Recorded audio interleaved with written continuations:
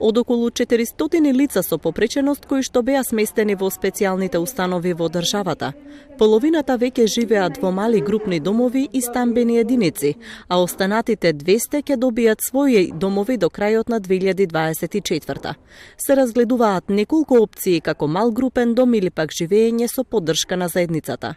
Отворени се повеќе од 15 стамбени единици, каде што лицата со попреченост добиваат 24 часовна поддршка, нега, психосоцијална поддршка, здравствена поддршка. И ако ги гледаме од денешна перспектива, навистина гледаме дека гледаме среќни лица, гледаме лица кои што се слободни и располагаат со своето време, сами одлучуваат што ќе прават, сами одлучуваат како ќе се дружат. Во резиденцијалните установи нема веќе малолетни лица. Остануваат да се сместат уште лицата од Бања, Банско и Демиркапија. Засега од Банско во посебни стамбени единици се сместени 12 лица.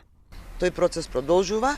Денес исто ќе го посетиме Завод за рехабилитација Бања Банско, како Министерство продолжуваме со разговорите со стручните тимови во Заводот и со корисниците кои што се сместени во Заводот, за да сите останати 45 лица ги префрлиме во стамбени единици со поддршка на живење во заедниците.